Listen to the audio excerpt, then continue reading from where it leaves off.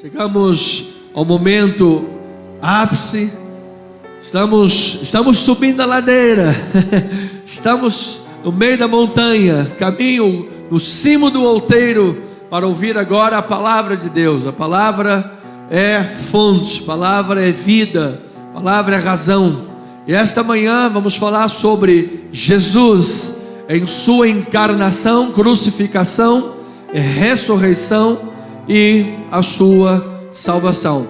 Note que não é reencarnação.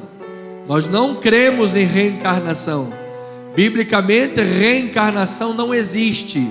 Isso é uma doutrina espírita que diz que o homem morre e reencarna 108 vezes. Aí tu chega para a pessoa assim: quem você era na vida passada? Ah, eu era um rei. E agora? Agora estou desempregado. Mas não melhorou? Não era para melhorar, a coisa não era para aperfeiçoar, não é? Então a Bíblia, o que a Bíblia diz, meu pastor? Cabe ao homem morrer uma só vez, vindo depois disso o juízo. Ele não tem uma série de reencarnações, não existe. Biblicamente não existe. E se a Bíblia é o nosso livro de regra, fé e prática, eu prefiro crer no Evangelho de Jesus bíblico do que no Evangelho de Allan Kardec. Não existe outro Evangelho. O Evangelho é de Jesus. Fica com a palavra em nome do Senhor Jesus Cristo. Amém? Então, vamos ouvir a voz de Deus. Marcos capítulo 15, versículos 20 a 28. A palavra sagrada diz assim: depois de o terem escarnecido, despiram-lhe a púrpura e o vestiram com as suas próprias vestes. Então conduziram Jesus para fora com o fim de o crucificarem. E obrigaram a Simão Cirineu, africano, que passava vindo do campo, pai de Alexandre e de Rufo, a carregar-lhe a cruz. E levaram Jesus para o Gólgota, que quer dizer lugar da caveira. Deram-lhe a beber vinho com mirra, ele porém não tomou. Então crucificaram e repartiram entre si as vestes dele, lançando-lhes sorte para ver o que levaria cada um. Era a hora terceira quando crucificaram, e por cima estava em epígrafe a sua acusação: o rei dos judeus. Com ele crucificaram 2 ladrões, um à sua direita e outro à sua esquerda. E cumpriu-se a escritura que diz: com malfeitores foi contado. Tudo estava escrito, tudo estava determinado. Deus estava no controle. Vamos ouvir a voz de Deus. Que o Espírito fale profundamente aos corações nesta manhã. Vamos regar a semente com oração. Pai amado, a tua palavra é sagrada. Tua palavra é o livro dos livros. O maior best-seller é Deus falando com sotaque humano.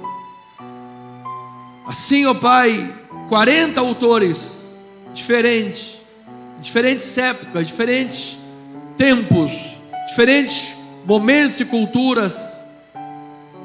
40 autores diferentes e nenhum erro. 1500 anos de compilação e Deus no controle, para nos forjar uma ferramenta que pudéssemos ter e dizer: esta é a palavra de Deus. Assim, o próprio Cristo foi contado entre os malfeitores para cumprir as Escrituras do Antigo Testamento.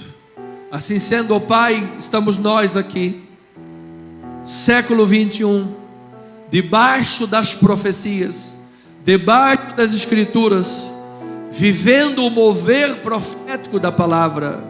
Portanto, para mim, como pregador desta palavra, o peso e a responsabilidade é muito grande, porque em abrir a palavra e ler um texto, me joga a responsabilidade de explicá-lo, de exauri-lo, de pregá-lo, de expor a palavra. Afinal, as tuas ovelhas aqui não vieram ouvir a opinião de um homem, as tuas ovelhas não vieram ouvir as palavras de um coaching, vieram ouvir a palavra de Deus. Senhor, faço a pergunta de Paulo: quem é suficiente para falar em nome de Deus? De nós mesmos não seríamos capazes nem de pensar alguma coisa, mas a nossa suficiência vem de Deus. Então, Senhor, concede-me a tua graça,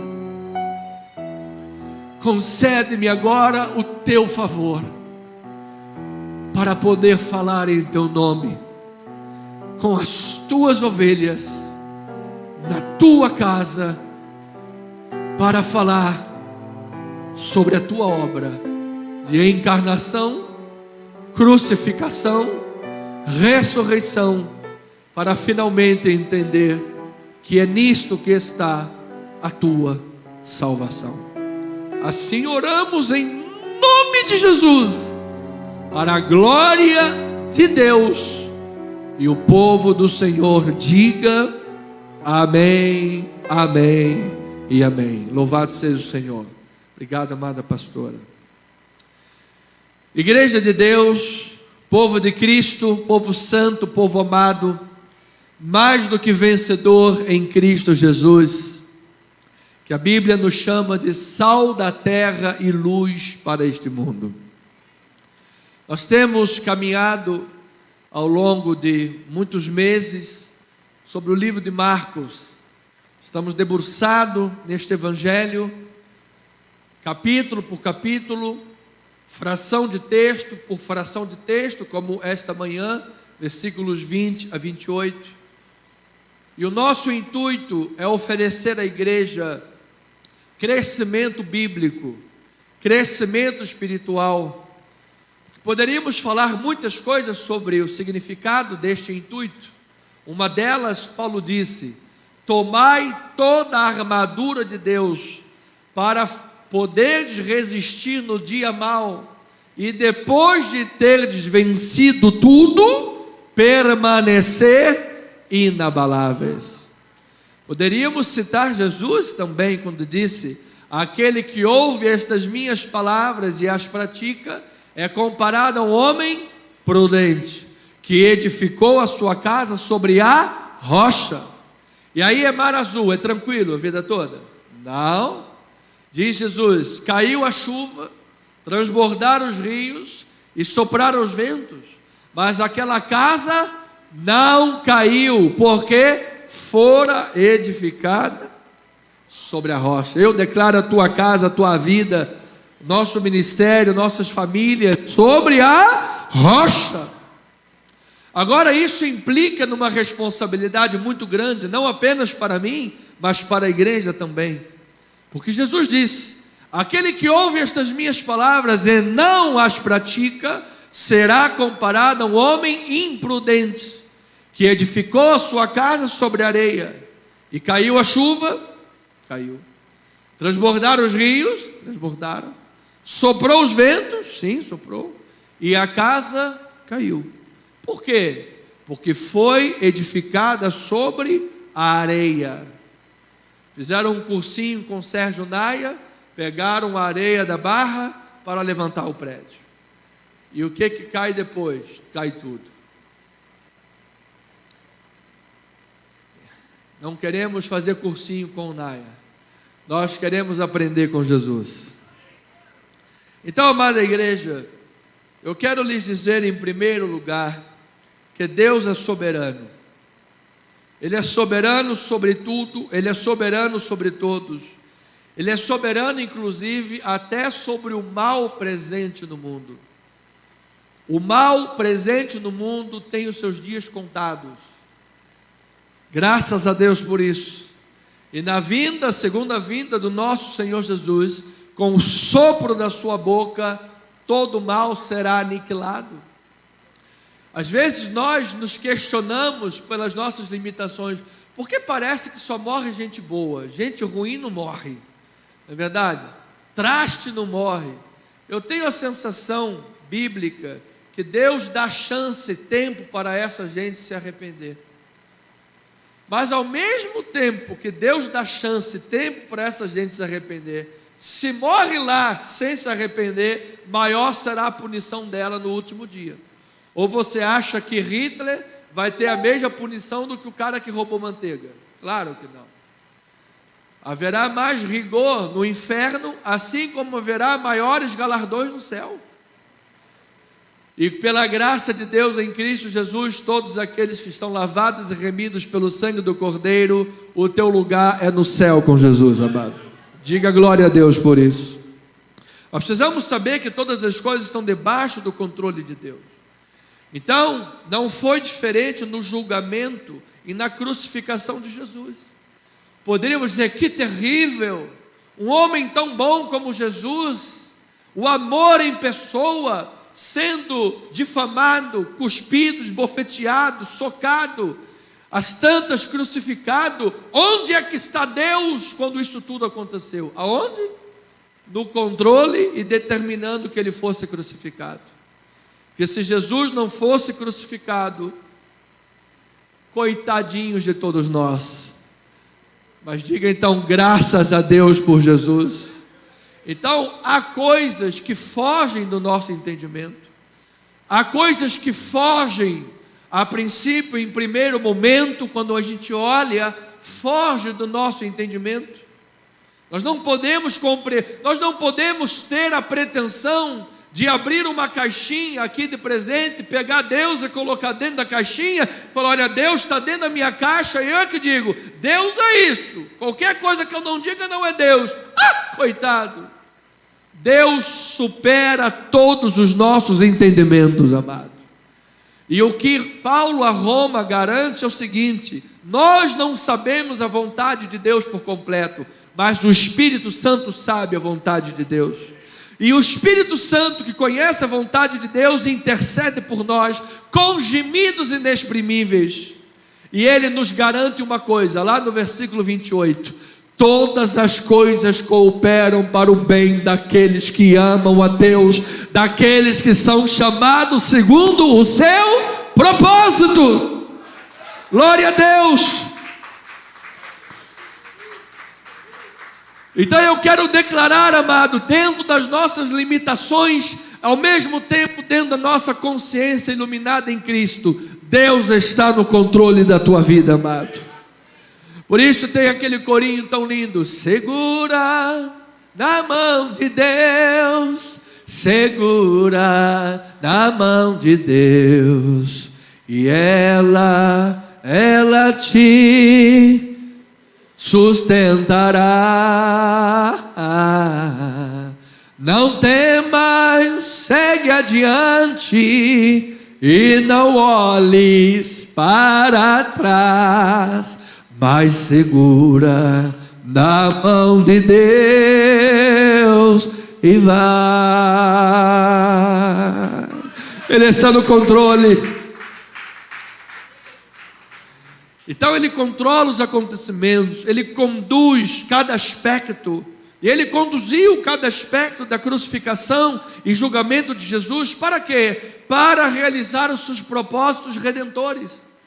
A Bíblia diz assim, João 3,16: Deus amou o mundo de tal maneira que deu seu Filho unigênito, para que todo o que nele crê não pereça, mas tenha a vida eterna. Quem é Deus, o grande doador? Ele amou a tua vida de tal maneira, amado. Quem é Jesus, a grande dádiva? Você já recebeu essa dádiva na sua vida? Quem são os grandes necessitados? Somos nós. Qual é a grande necessidade e a fé? Para que todo o que nele crê. Mas eu decido crer numa energia, mas a Bíblia diz que é o que nele crê. Mas eu decido crer num homem, em Buda, mas a Bíblia diz que é o que crê em Jesus. E qual é o grande propósito? Não pereça, mas tenha a vida eterna. Amado, não temas, você não vai perecer, o teu lugar é no céu com Jesus. Quando todas as coisas tiverem o seu desfecho, e esse mundo fechar a cortina no palco, abrirá uma nova cortina dos céus e portas de ouro, e nós ouviremos do nosso Deus e Pai: vinde benditos do Pai, e tomai posse do reino que vos está preparado. Isto tudo estava no julgamento de Jesus. Isso tudo estava pesando naquele momento em que Jesus no Getsemane transpirava suor com sangue. Gente, que coisa tremenda. Então note que Deus é soberano. Diga com seus lábios: Deus é soberano. Creia nisso de todo o coração, amado. Se nós conseguirmos aprofundar o nosso coração e fé em que Deus é soberano, eu declaro, amado, toda a ansiedade da tua vida já caiu por terra, amado. Você sabe por que você tem ansiedade? Porque no fundo do coração você imagina um amanhã sem Deus. Mas eu quero dizer que no teu amanhã Deus estará lá. E depois de amanhã Deus estará lá. E ano que vem Deus estará lá. E daqui a 10 anos Deus estará lá. E se Deus estará lá, amado, confia, Ele é soberano sobre a tua vida. Então veja que esse aspecto da soberania de Deus é também elemento crucial nas nossas provações. O apóstolo Pedro disse que, se necessário for, seremos contristados por várias provações, para que, uma vez confirmado o valor da vossa fé, você possa redundar nesse processo, redundar em louvor, em glória, em honra. Ou seja, amado, depois de um processo de crise, depois de um processo de problemas, depois de um processo de lutas, você, amado ovelhinha, filho de Deus, não vai terminar desgastado, derrotado, pronto para ir para o inferno. Você vai sair desse momento difícil com mais força, com mais confiança e absolutamente consciente que Deus sustentou a tua vida em cada passo da tua vida, amado. Ou seja, vai redundar em louvor, em glória e honra. Quantas pessoas você pode ajudar hoje pelas experiências que Deus te permitiu passar? Quantas pessoas você pode abençoar hoje com um testemunho de vida? Amado, então eu quero declarar: não temas, Deus está na tua vida, porque Ele vive. Posso crer no amanhã. Esse corinho é tão lindo, né, amado? Quer cantar esse refrão? Vamos dizer: porque Ele vive, posso crer no amanhã, porque Ele vive, temor não há. Mas eu bem sei, eu sei que a minha vida está nas mãos do meu Jesus, que vivo está. Ele está vivo, Ele está vivo, Ele está vivo. Diga: o meu Deus está vivo, Ele reina para todo sempre. Nós não estamos aqui cultuando uma ideia, nós não estamos aqui celebrando uma religião, nós estamos aqui celebrando aquele que era, que é e que há de vir. Nós estamos aqui celebrando o Salvador. Jesus, quando andou em carne, Ele era a mensagem e o mensageiro. E hoje nós estamos falando deste amor, amado, que esta mensagem transforma, cura, salva e liberta. É Jesus. Então, no contexto que nós estamos aprendendo, no pano de fundo, dá-se nesse processo de julgamento e crucificação uma poderosa revelação. Marcos capítulo 14, versículo 61, diz a palavra: Ele, porém, quando Jesus estava lá sendo julgado, esbofeteado, e o pessoal dava-lhe soco, cobria o rosto dele, aí dava-lhe soco e dizia: profetiza quem foi que te bateu. Dava-lhe tapa: profetiza quem foi que te deu um tapa. Seja, para escarnecer de Cristo. Nesse processo, olha aí, amado, que a azeitona dá a sua seiva, assim com as uvas o suco, quando é pisado e quando é prensado. Jesus deu uma seiva de revelação. Olha lá, ele porém guardou o silêncio e nada respondeu. Tornou a interrogá-lo o sumo sacerdote e lhe disse: és tu o Cristo, o Filho do Deus bendito? Jesus então respondeu: eu sou. E vereis o Filho do Homem assentado à direita do Todo-Poderoso e vindo com as nuvens do céu. Aleluia, amado. Vamos aplaudir ao Senhor, vamos bendizer ao Senhor. Então Jesus estava naquele momento promovendo uma revelação grandiosa, amado. Quem estava naquele momento sendo julgado, e agora no texto que vamos ver, crucificado, era o Messias. O Messias real, o esperado das nações, aquele que, por isso dizemos que em 3 dias muita coisa pode acontecer. Nas 3 dias que Jesus esteve morto, ele de cordeiro virou leão.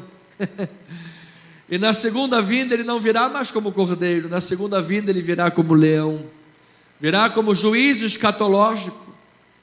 Agora, nesta condição de humilhado, sofredor, julgado, escarnecido e agora crucificado, Jesus estava cumprindo o seu mandato. Ele disse: ninguém tira a minha vida. Não pense que Jesus foi morto. Jesus foi morto porque pegaram ele, prenderam e mataram. Não. Quando Jesus foi preso e Pedro meteu a mão na peixeira e arrancou a orelha de Malco, o soldado, Jesus pegou a orelhinha do soldado de novo, botou no lugar e falou: Pedro, Caifás, Pedro, Simão Pedro, você não sabia que eu poderia, Cefas, você não sabia que eu poderia rogar aqui a milhares de anjos e eles viriam aqui me socorrer? Mas se Jesus fizesse caía todo mundo, amado. Se Jesus usasse seu poder, usasse o que ele queria, não tinha para ninguém. Ele se entregou por amor, amado. Ele se entregou porque ele quis. Ele precisava de ir para a cruz. Louvado seja o nome do Senhor. Então ele estava cumprindo o mandado. Ele disse: ninguém tira de vida a minha vida, pelo contrário, eu espontaneamente a dou. Então, em razão desta verdade maravilhosa, em razão disso, Jesus pode salvar legalmente, Jesus pode declarar justos e livres diante de Deus todos aqueles que nele creem, porque o preço da lei de Moisés é a morte. Diz assim: a alma que pecar, essa morrerá. O salário do pecado é a morte. Então a pessoa pensa: parece ser muito fácil, a pessoa mata, a pessoa faz, a pessoa acontece, entrou para a igreja, pronto, agora está convertida, está tudo bem. E o que ela fez de errado? O que a pessoa fez de errado vai pagar preso na prisão, que tem que ficar preso na Papuda, na Bangu 1, Bangu 2, aonde for. E nós temos um trabalho de evangelismo, sempre fizemos visitas a presídios. Agora, ela foi perdoada por Deus, porque parece fácil, Deus sai perdoando? Não, porque ele pagou o preço da sua lei. A lei que dizia: a alma que pecar morrerá, não era de Moisés, foi dada por Moisés, mas a lei era de Deus.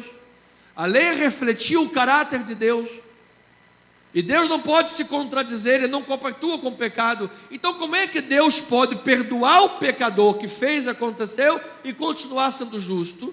Como é que Deus pode perdoar fulano e beltrano e continuar sendo santo sem abalar as bases do seu trono? Por quê? Porque Deus amou o mundo de tal maneira que deu o seu Filho para morrer na cruz do Calvário, para pagar o preço do pecado.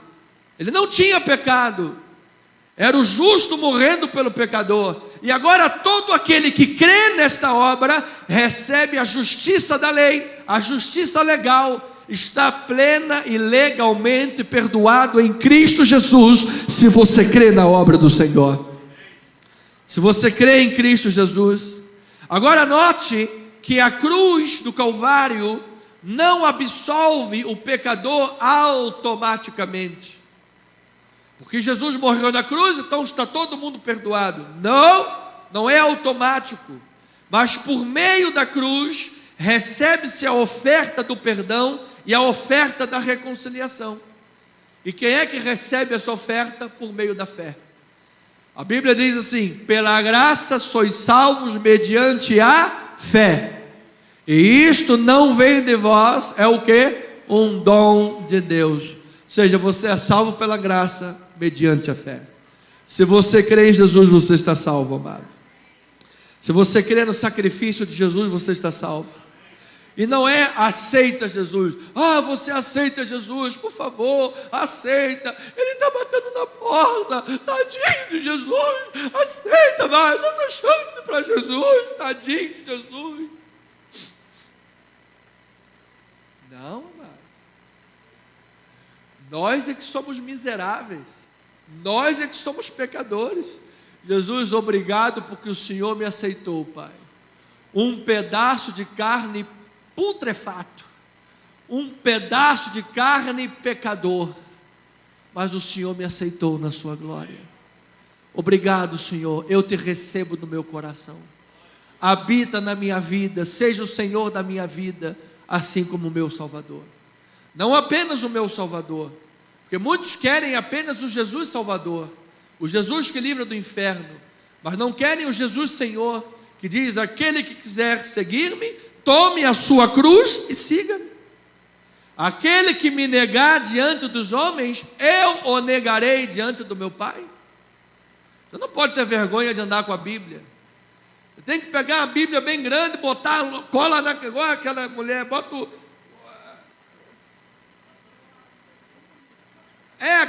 aquele abacaxi, como é que é o nome daquela mulher? Que dançava com a Carmen Miranda. Você vai andar com a Bíblia e vai dizer: eu sou crente, aleluia, eu sou crente, glória a Deus. Porque, amado, eu não tenho vergonha de dizer que eu era um pecador e Ele me salvou, amado. Ele deu a vida por mim. Veja o que o apóstolo Paulo fala a esse respeito em 1 Coríntios 15, versículo 12 em diante. Ele diz assim: ora, se é correto pregar-se que Cristo ressuscitou dentre os mortos, como, pois, afirmam alguns dentre vós que não há ressurreição de mortos? E se não há ressurreição de mortos, então Cristo não ressuscitou. E se Cristo não ressuscitou, é vã a nossa pregação e vã a vossa fé. E ainda permaneceis nos vossos pecados. Olha o 18 e 19. E ainda mais, os que dormiram, ou seja, os que morreram em Cristo, o que aconteceu com eles? Pereceram. Se a nossa esperança em Cristo se limita apenas às coisas desta vida, apenas esta vida, somos os mais infelizes, antes de ler os 50, os mais infelizes de todos os homens. Amados, se Cristo não tivesse ressuscitado, tudo que estamos pregando aqui seria balela, religião. Nós respeitamos Buda, nós respeitamos Maomé, nós respeitamos Madre Teresa de Calcutá, nós respeitamos Confúcio, nós respeitamos quem quer que seja, amado. Temos respeito por todos, por todas as religiões, mas em todas as religiões você tem um profeta cujo túmulo está cheio de ossos e regras humanas que ninguém pode salvar ninguém. O cristianismo é o único que passa o caminho ao contrário. Você não pode fazer nada para ser salvo. O único que poderia fazer alguma coisa para te salvar, Ele já fez. Ele morreu. Mas no terceiro dia, o túmulo ficou vazio. Quando aquelas mulheres chegaram no túmulo para cuidar do corpo de Jesus, e viram a porta, o túmulo aberto, e tinha um anjo sentado na pedra do túmulo, e o anjo disse para aquelas mulheres: mulheres, por que buscais dentre os mortos aquele que vive? Por que vocês buscam no túmulo aquele que ressuscitou? Jesus vive. Jesus está vivo hoje. Só Ele pode te dar vida sobre a morte. Só Ele pode te levar para a vida eterna. Diga glória a Deus por causa disso. Versículo 50 diz a palavra. E isto, você veja que ele diz: se Cristo não tivesse ressuscitado, era vã a fé. Quem dormiu em Cristo pereceu. Agora, Cristo realmente ressuscitou. Diga amém. E se Cristo ressuscitou, a pregação é boa e a fé é válida. E olha o que acontece então. E isto afirma, irmãos, que carne e o sangue não podem herdar o reino de Deus, nem a corrupção herdar a incorrupção. Eis que vos digo um mistério: nem todos dormiremos, mas transformados seremos todos. Num momento, no abrir e fechar de olhos, ao ressoar da última trombeta, a trombeta soará, os mortos ressuscitarão incorruptíveis, e nós seremos transformados. Glória a Deus. Eu sei que há pessoas aqui que já têm pessoas dormindo em Cristo. Alegra-te no Senhor, amados. Aquele que dorme em Cristo está com Ele. Você lembra que o bandido que estava do lado direito se arrependeu? Aos 45 minutos do segundo tempo, perdendo de 1-0, 40 e pouco, já estava lá, o juiz já com o apito na boca. E não, eu me arrependo. Ainda hoje estarás comigo no paraíso. Está na glória, está no céu. Aleluia. No momento abrir, não, volta lá. No momento abrir e fechar dos olhos, o ressonar de uma trombeta, chorar, estarão incorruptíveis e nós seremos transformados. 53. Porque é necessário que este corpo corruptível se revista de incorruptibilidade e o corpo mortal se revista de imortalidade. E quando este corpo corruptível se revestir de incorruptibilidade e o que é mortal se revestir de imortalidade, então se cumprirá a palavra que está escrita: tragada foi a morte pela vitória. Gente, isso aqui é lindo demais, amado. Shakespeare não poderia ser melhor. Onde está a morte, a tua vitória? Onde está a morte, o teu aguilhão? O aguilhão da morte é o pecado, e a força do pecado é a lei. O que que Paulo está dizendo? A lei dizia assim: não adulterarás, não darás falso testemunho. A lei aponta para o pecado, mas não dava a solução do pecado. É a mesma coisa que dizer assim: não pense no elefantinho da pomarola. Não olha para mim não, hein? Não olha para mim não. Em nome de Jesus.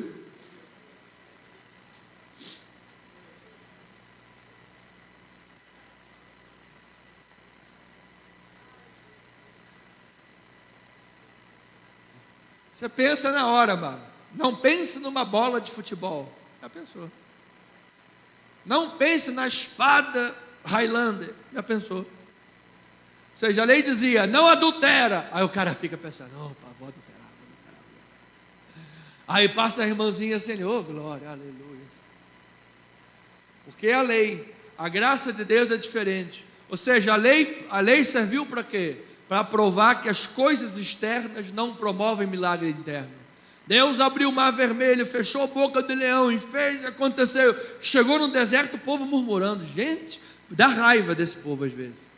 Às vezes dá uma raiva santa, dá vontade de sacudir o pescocinho. Como é que Deus abriu o mar vermelho, é sol, é chuva, é milagre, é maná? Vocês estão reclamando, gente. Às vezes eu digo: o Senhor não precisa abrir o mar vermelho, não. Abre a sopa, quando estiver tomando a sopa, abre a sopa. Só abre assim para eu ver a sopa abrindo assim rapidinho. Parece até o todo-poderoso Jim Carrey. Abre a sopa. Eu já quereria, amado, a graça de Deus é diferente. Ele transforma o coração, amado. Se Ele transformou o teu interior, você é um homem e uma mulher de fé. E aí ele diz, versículo 57: graças a Deus que nos dá a vitória por intermédio de quem? Nosso Senhor Jesus Cristo. Portanto, meus amados irmãos, sede firmes, inabaláveis e sempre abundantes na obra do Senhor, sabendo que no Senhor o vosso trabalho nunca será em vão, amado. Uma alma que se arrepende, louvado seja Deus por isso. Uma vida que se converte, quando o Espírito Santo bate no coração, amado, aleluia, glória a Deus. Então isto aqui é o pano de fundo de tudo que estava acontecendo na crucificação. Você imagina se Cristo não tivesse sido crucificado? Estaríamos perdidos, amados. Então você pode compreender um pouquinho melhor agora, quando nós dizemos, Deus é soberano. Deus amou o mundo e entregou o seu Filho. Gente, toda esta obra linda estava sendo selada pelo sangue de Jesus Cristo. Esta manhã de domingo eu posso declarar, tu és um salvo, remido, lavado pelo sangue de Jesus Cristo, amado.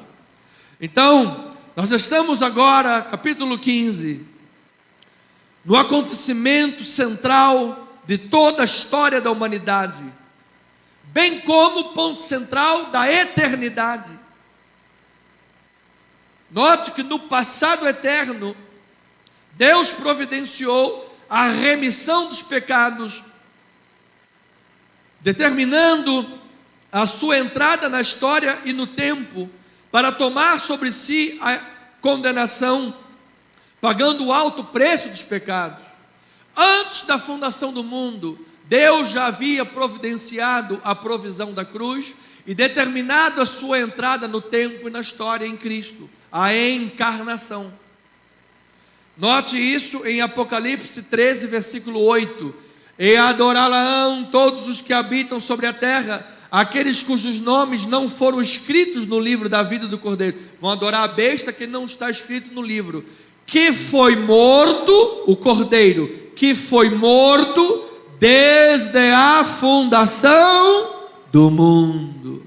Então Deus, quando decidiu no passado eterno criar o mundo, Ele já sabia que ou teria que destruir o mundo por causa do pecado, ou teria que remir as pessoas pelo Cordeiro morto.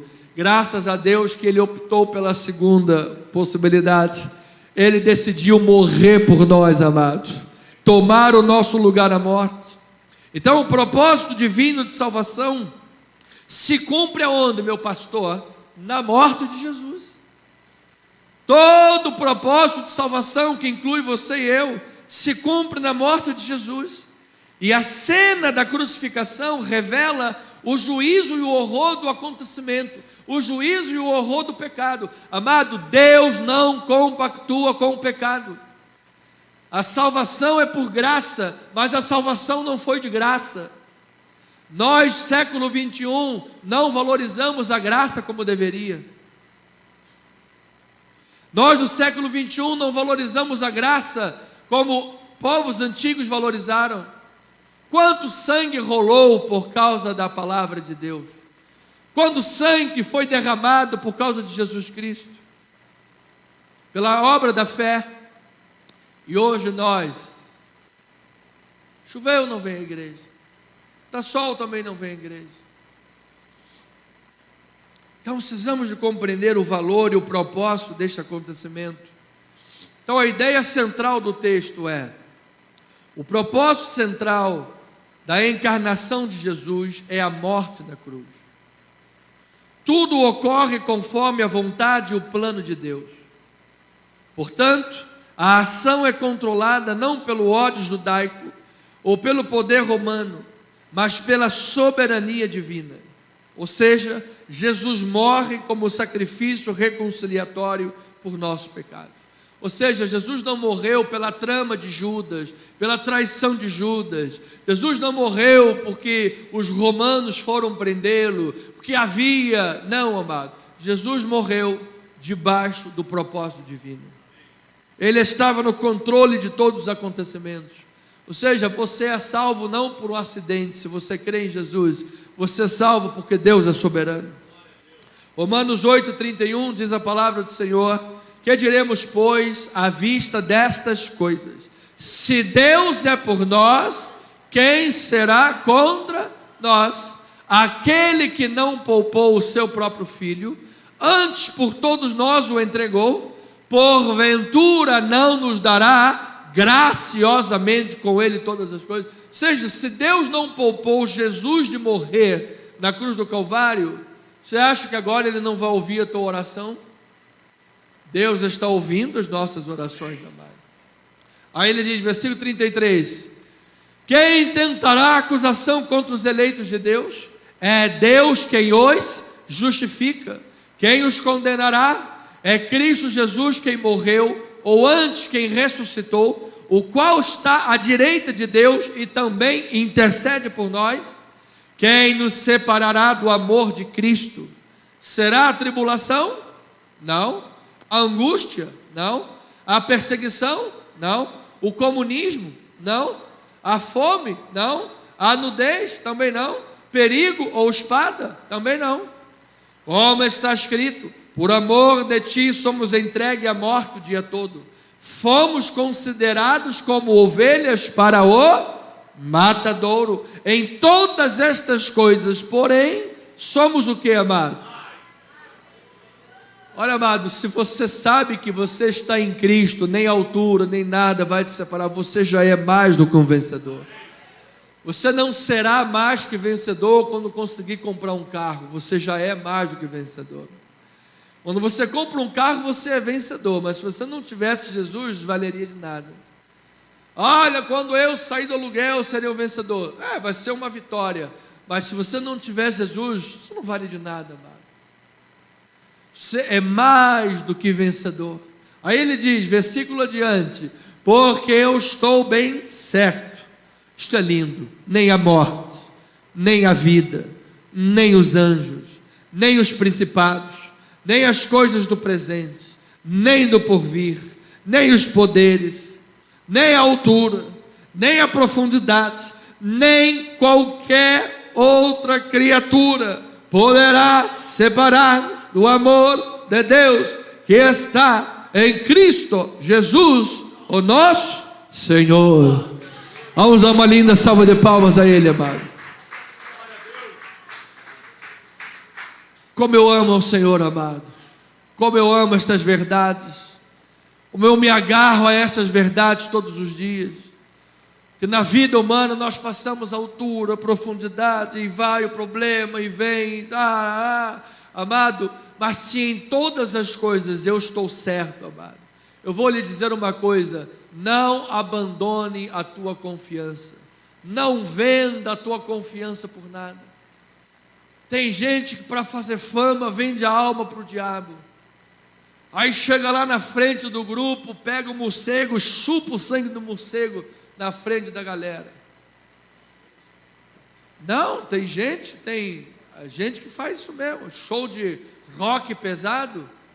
Era uma atriz, chupou o sangue do morcego na frente de todo mundo, urinou no rosto de um fã, faz pacto com o diabo na frente de todo mundo, amado. Perde a alma. Depois que morrer, não tem mais chance.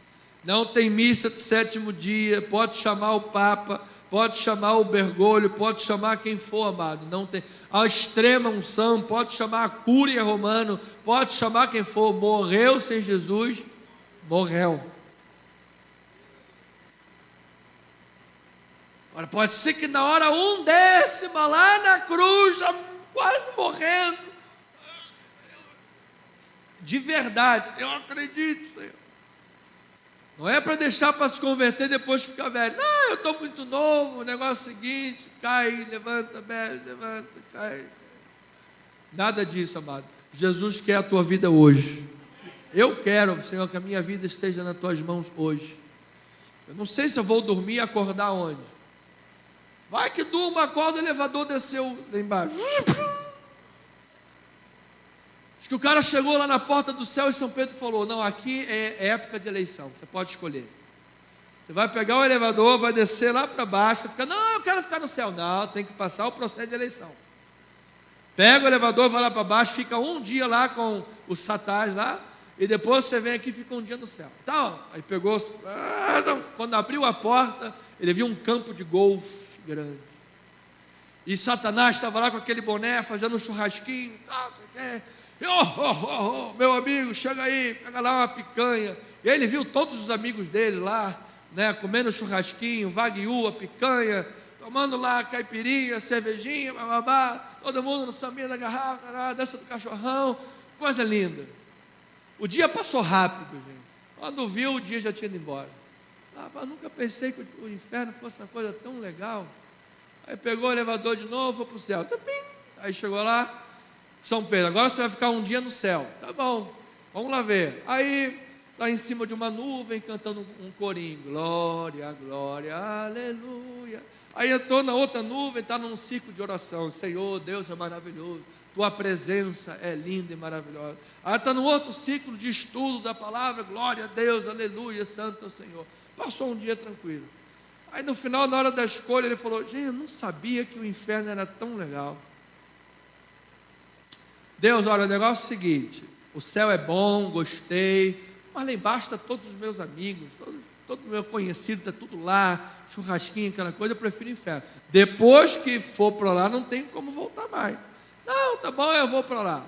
Vai mesmo? Vou. Pegou o elevador, abriu a porta do elevador. Quando abriu aquela porta, amado, todo mundo pegando fogo, queimando, e o diabo espetando todo mundo, matando, esfolando todo mundo. E aí ele chegou perto do diabo, já desesperado: ai meu Deus, o que eu fiz da minha vida, minha eternidade agora, apanhando, chicotado, esse negócio todo. Diabo, o que aconteceu? Aquele campo de golfe, você era um amigão, cara, gente boa. Sim, meu filho, é porque ontem era dia de eleição, agora é a realidade. Ontem era picanha, agora é mortadela. Ontem não tinha imposto para 5 mil, agora 1,5 salário tem imposto vai pagar também. Seja, amado, eu vou lhe dizer uma coisa: fica com Jesus, que é o melhor que você faz na sua vida, amado. Então, vamos lá. No propósito central da encarnação de Jesus, sua morte e sua ressurreição, propósito central, morte e ressurreição, completam o plano divino da salvação. Em 10:45 de Marcos, Jesus declarou que ele morreria de forma substitutiva, ou seja, ele morreria em resgate por muitos. O que isso significa, pastor? Significa que a cruz era para nós. A cruz era minha, a cruz era tua, mas ele tomou a nossa cruz, louvado seja o nome do Senhor. Então isso se chama pagamento de dívida. Amado, se você crê em Jesus, amada, se você crê em Jesus, a tua dívida está paga. Jesus pagou a tua dívida, diga glória a Deus por isso. Lá tem um cartório no céu, pega a tua ficha, está limpa, está zerada. Quem pagou a conta? Jesus Cristo, Senhor. Em Marcos 14:24, Jesus chamou a sua morte como o sangue da nova aliança. Significa o quê? Que na antiga aliança o sangue eram de bodes e de bezerros, que eram sacrificados. Ano após ano, esses bodes eram oferecidos pelo pecado do povo. Dá-se aí, talvez venha o nome de bode expiatório. É alguém que leva o pecado pela culpa do outro. Não tem o que arrumar, culpa o cara que não fez nada. Lá no 2000 anos atrás, quem foi que botou fogo em Roma? Quem foi que botou fogo em tudo? Foram os crentes. Mata os crentes. Culpou Nero, é um bode expiatório. Quem é que é a culpa dos pecados da humanidade? A culpa somos nós somos culpados. Mas quem foi que levou a culpa? O Senhor Jesus Cristo. E ele levou porque quis, por amor, diga glória a Deus por isso. Então as duas passagens retratam Jesus como servo sofredor, profetizado por Isaías, aquele que sofreria em nosso lugar. Ou seja, o Deus soberano deixou tudo registrado pelos profetas, dizendo: meu filho morrerá como servo sofredor, tomando o lugar dos meus outros filhos. Nós somos filhos de Deus, por adoção, para que eles possam ser salvos. Ou seja, era o Deus soberano no controle da história, levando tudo nas rédeas das suas mãos. Deus seja louvado por isso. Olha lá, Isaías 53 diz a palavra: quem creu na nossa pregação, e a quem foi revelado o braço do Senhor, porque foi subindo como renovo perante ele, e como raiz de uma terra seca, não tinha aparência nem formosura, olhamo-lo, mas nenhuma beleza havia que nos agradasse. Está profetizando Jesus na cruz. Era desprezado e o mais rejeitado entre os homens, homem de dores, e que sabe o que é padecer. E como um de quem os homens escondem o rosto, era o que? Desprezado, e dele não fizemos caso.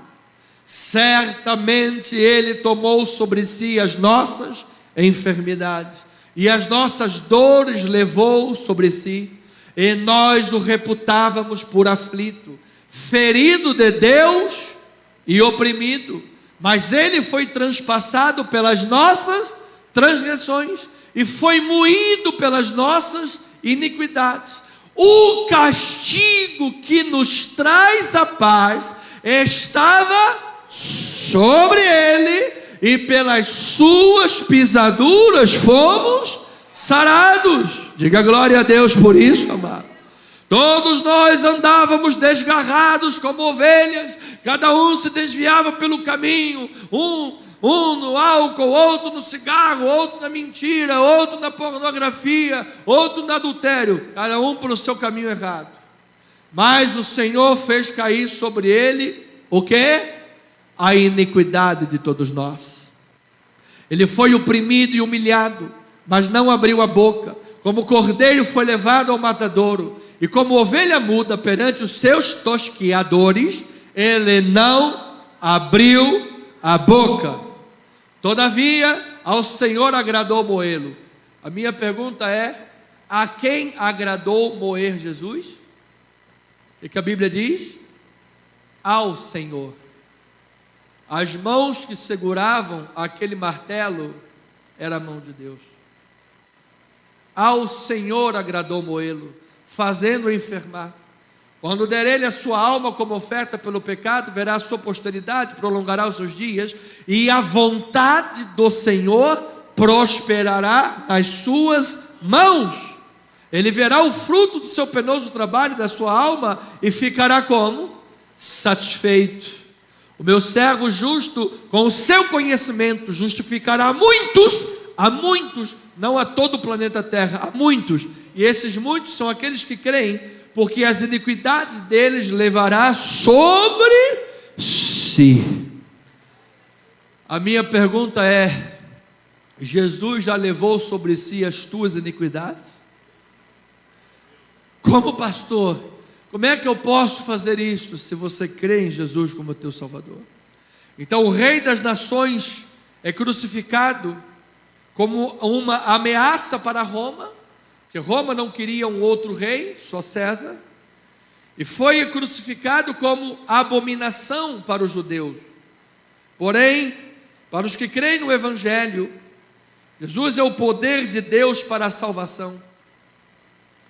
Esse que morre do modo mais humilhante imaginável é o Senhor dos senhores, é o governante de todas as coisas. Ele é o exemplo para cada um de nós. E se você coloca a sua confiança em Jesus e vive como Jesus viveu, é porque Ele não é apenas o teu Salvador, mas Ele, por ser o teu exemplo e Senhor, você vive como Ele viveu. Você vai ser perseguido? Sim. Vai ser humilhado? Sim. Mas louvado seja Deus, amado. Bem-aventurado aqueles que são perseguidos por causa do reino. Bem-aventurados são os que choram. A lógica de Jesus é diferente, amado. Bem-aventurados são os que choram, porque serão consolados. Bem-aventurados perseguidos por causa da justiça, porque verão o reino de Deus.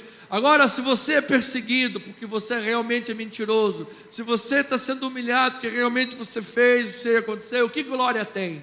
Disse Pedro. Mas se você sofre isso como justo, servo de Deus, meu amado, A alegria do Senhor é a tua força.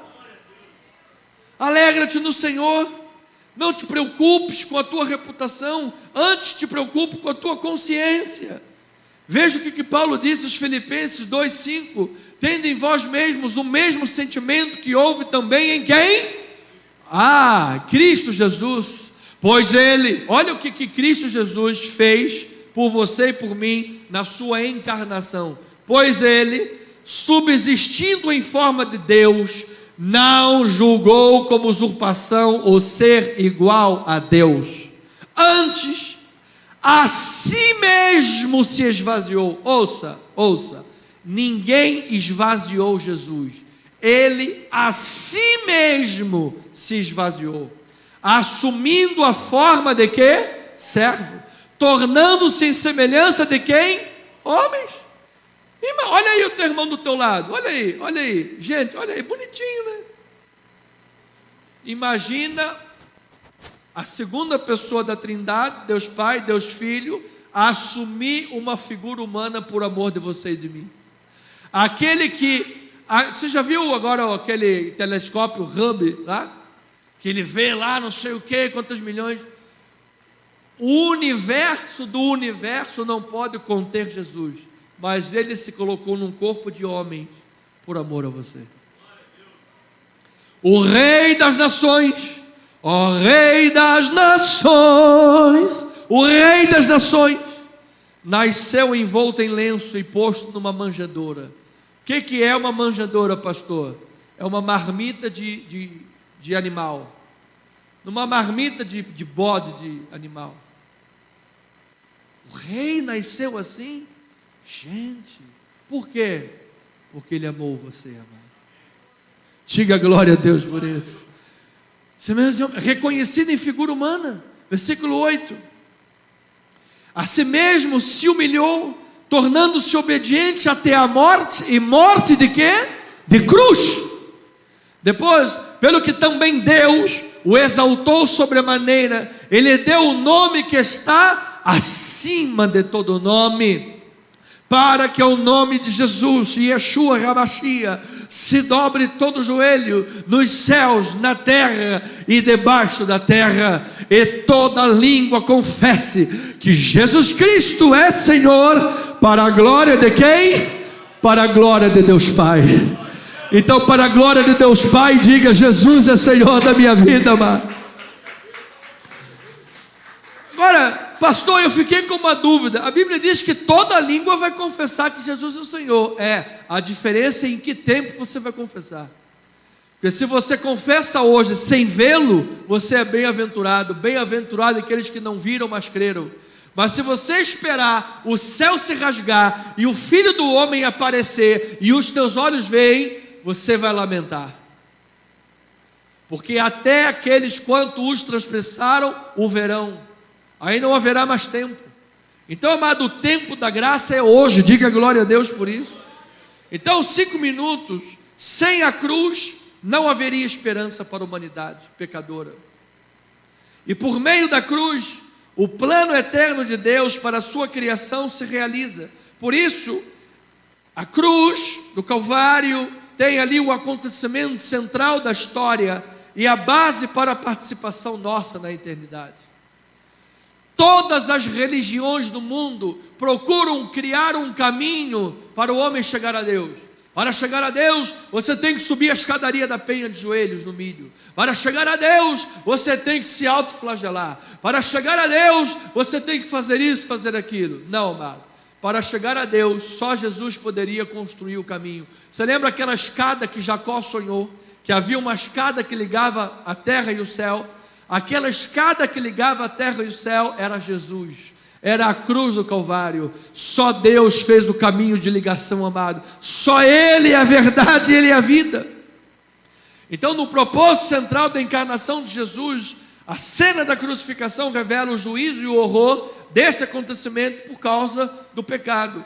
E eu resumo a frase do horror daquele momento, o horror do pecado, o horror daquilo tudo que estava acontecendo, com o livro de Mateus capítulo 26, versículo 46, 27 e 46.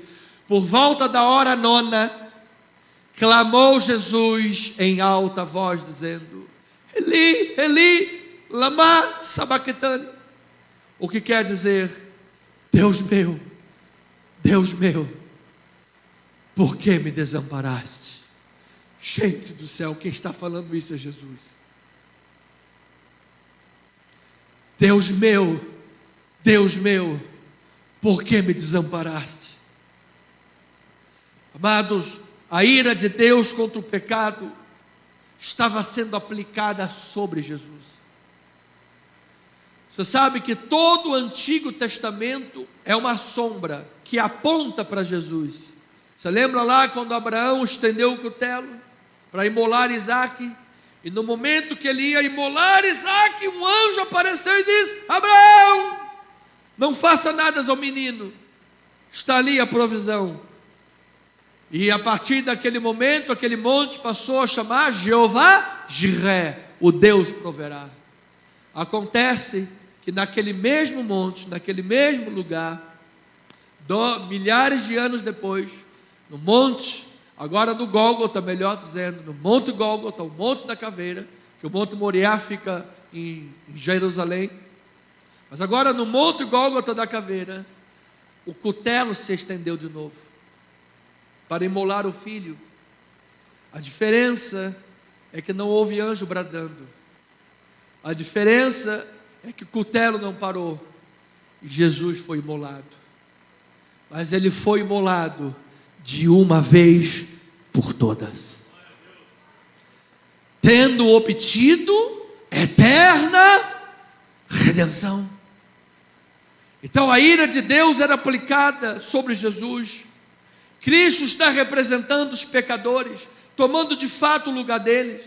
Naquele momento, Jesus foi feito pecado por nós. Naquele momento, Eli, Eli, lama sabachthani, meu Deus, por que me desamparaste? Naquele momento, Jesus foi feito maldição em nosso lugar. Você se lembra que está escrito: maldito todo aquele que for pendurado em madeiro. Para quê? Para que a bênção de Abraão alcançasse os gentios. Amado, isso tudo foi para que tu fosses um abençoado em Cristo Jesus. Jesus foi desamparado, com a linguagem bíblica, desamparado na cruz, para que nós fôssemos amparados por toda a eternidade. Depois você leia o Salmo 22, Salmo 22 é esse texto aqui. Jesus estava provando a condenação que era de todos os seres humanos. Pense comigo, por exemplo, síndrome do pânico. O que é a síndrome do pânico, pastor? É a angústia de abandono, é a angústia do desamparo. Agora você imagine a síndrome do pânico de todos os seres humanos que já tiveram, em todas as épocas de toda a história da humanidade. Todo esse peso estava sobre Jesus naquele momento. Ele estava tomando sobre si a soma de todos os pecados. O salário do pecado é a morte. E Jesus estava recebendo em si esse salário vicariamente. E isto era um testemunho para todas as eras de qual é o resultado de uma vida de pecados. O adultério é bom até que venha a AIDS. O cigarro é bom até que venha o efizema pulmonar. E o pecado inofensivo, mas entre aspas, mas praticado conscientemente, sem arrependimento, é bom. Até que você feche os olhos aqui e acorda num campo de golfe? Não. Acorda com Satanás no inferno. Mas se você crê em Jesus, de fato, Ele é o Senhor e Salvador da tua vida. Então, ali era um testemunho de que o pecado faz separação entre Deus e o homem. Então note, as pessoas hoje não têm ideia do quanto de Deus existe nelas. Porque alguém me diz assim: mas pastor, fulano de tal não é crente, mas ele ama seus filhos.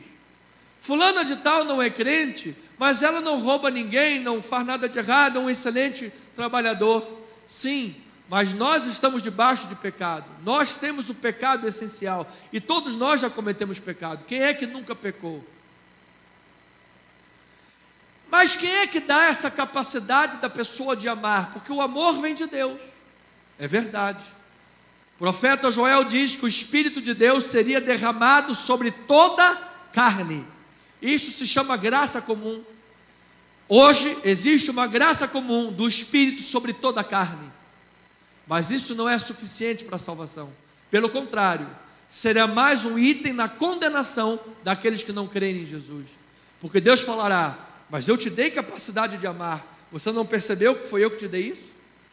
Quando você olhava para o céu, para o sol, para a lua e olhava a beleza da criação, você não conseguiu me ver na criação de todas as coisas? Mais um peso na condenação.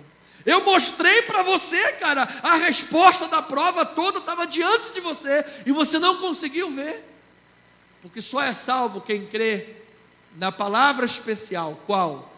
Jesus Cristo morreu e ressuscitou pelos nossos pecados. As pessoas não têm noção do quanto de Deus elas têm nas suas vidas, mas na eternidade, no dia do julgamento, essa presença será sugada, de maneira que a pior coisa no inferno qual é?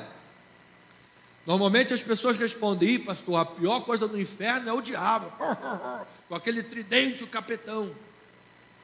O diabo não manda nem no inferno, amado.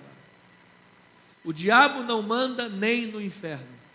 A pior coisa no inferno é a ausência total da presença amorosa de Deus. Hoje nós temos a presença amorosa de Deus. No inferno acabou. No inferno não existe mais amor e misericórdia. No inferno é condenação. Então eu termino esta mensagem, amados. Marcos capítulo 15, versículo 21, diz assim: e obrigaram a Simão Cirineu, que passava vindo do campo, pai de Alexandre e de Rufo, a carregar-lhe a cruz. Eu quero lhe dizer que o envolvimento de Simão na crucificação, carregando a cruz de Jesus, levou Simão à conversão dele e de toda a sua casa. Veja isso em Romanos capítulo 16, versículo 13. Olha lá, irmão Eliardo. Saudai Rufo, eleito no Senhor. Quem era Rufo? Era filho do Cirineu, citado lá no texto que acabamos de ler. E igualmente sua mãe, que também tem sido uma mãe para mim. Amada ovelhinha, isso aí você encontra na rodapé da Bíblia. Quando você lê Marcos 15, 21, no rodapé ele indica você para Romanos 16, 13. Exatamente para indicar que esse Rufo era filho de Cirineu. Por causa do envolvimento de Cirineu em carregar a cruz de Cristo, toda a sua família se converteu, amado. E aí eu te pergunto, qual é o seu envolvimento na crucificação? De qual lado você está? Daqueles que olham, zombam, julgam e apontam o dedo e criticam e crucificam Jesus? Ou você está do lado daquele que toma a cruz e segue? Então a palavra da cruz é loucura para os que se perdem, mas para os salvos é o caminho da cruz. Então Deus tem uma grande obra para fazer na tua vida, no caminho da cruz. Diga glória a Deus por isso. Deus tem para fazer uma grande obra na tua casa, no caminho da cruz, para a glória de Deus. Deus usará Cirineus para fazer uma grande obra na tua vida, a caminho da cruz. Mas quem é esse Cirineu? Alguém que só é citado, sem relevância alguma. Mas Deus é especialista em pegar os pequenos e fazê-los grandes.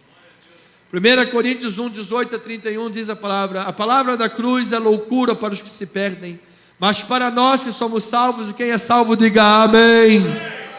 É o poder de Deus na tua vida. Versículo 19: pois está escrito: destruirei a sabedoria dos sábios, aniquilarei a inteligência dos instruídos. Onde está o sábio? Onde está o escriba, ou seja, o intelectual, o inquiridor deste século? Porventura não tornou Deus louca a sabedoria do mundo?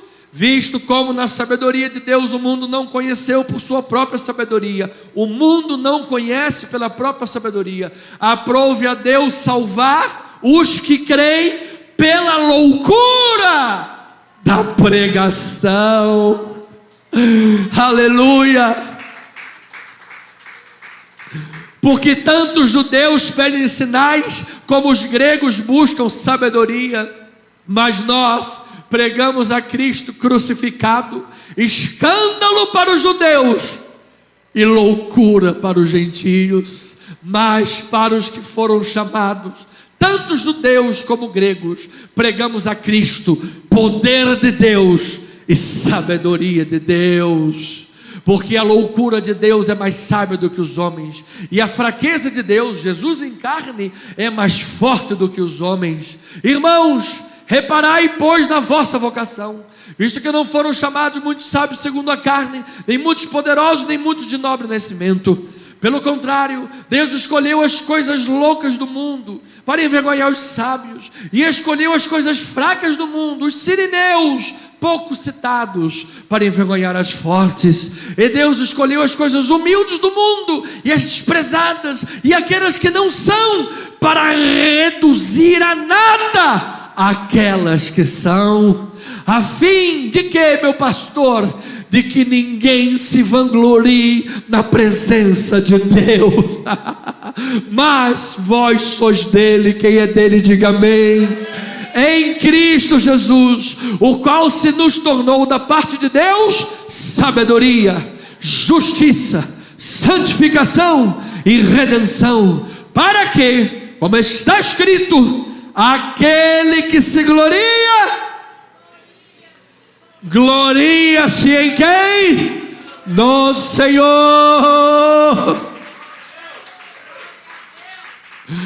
Amado, não poderia haver nada mais louco para os gregos, e não poderia haver nada mais escandaloso para que os judeus daquele tempo. O que? Gloriar-se na cruz de alguém. A cruz era símbolo de maldição, mas foi por essa cruz que Deus te salvou. Então, a cruz é o ponto central, é a vitória sobre as forças do mal, é a vitória sobre o poder da carne que era sobre nós. Se você crê que soberanamente Deus conduziu Jesus à cruz, vai para Romanos 12, Eliardo. Se você crê que soberanamente Deus conduziu Jesus à cruz por misericórdia de nós, então eu rogo a você, por misericórdia, viva para Deus. Por misericórdia, pela misericórdia de Deus sobre a tua vida, cultue a Deus, porque você entendeu o valor de todas essas misericórdias sobre a tua vida. Tudo que está em jogo, não deixe de viver para Deus, se gloriando em Cristo e para a glória de Deus. E o Romanos capítulo 12 diz: rogo-vos, pois, irmãos, pelas misericórdias de Deus, que apresenteis o vosso corpo por sacrifício vivo, santo e agradável a Deus, que é o que? Culto. O vosso culto racional.